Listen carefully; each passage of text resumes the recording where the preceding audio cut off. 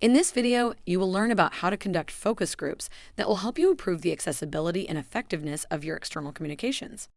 You will learn why you might want to do focus groups, how to plan focus groups, how to recruit participants, how to moderate effectively, and how to analyze, report, and use your findings. An ideal focus group is 6 to 10 people who are alike in some important way, but who do not have prior relationships with one another, who talk for between 45 and 90 minutes in response to topics or questions. You also want to choose a moderator who is good at nurturing conversation and is not intimidated by pauses or silence. You should try to do 3 to 4 focus groups so you have a way to compare and contrast people's responses. And you should consider offering an incentive, even a $10 coffee card to boost participation.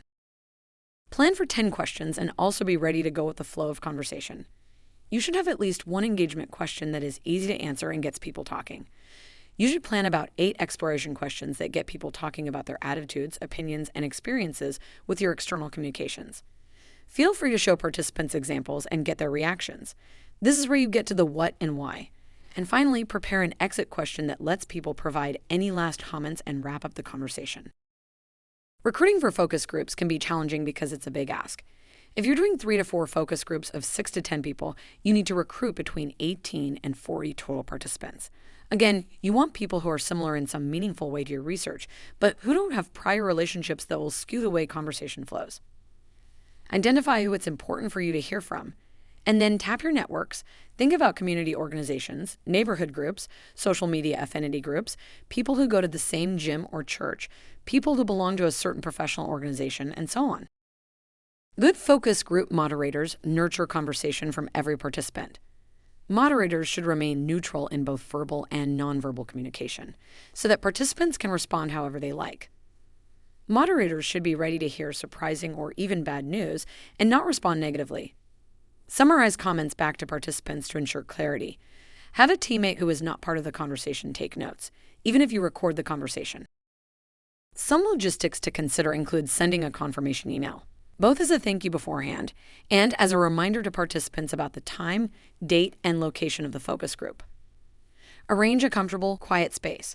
Arrange anything else that will help your participants be in the focus group, including parking, transportation, and childcare.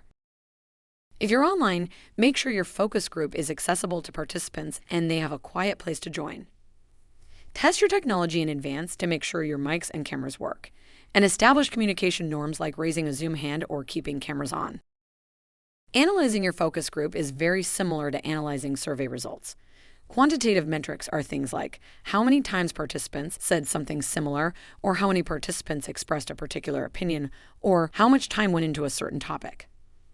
Qualitative metrics are around patterns or clusters of similar responses, the participants' behavior patterns during the focus group, and whether there were topics that got participants more or less animated.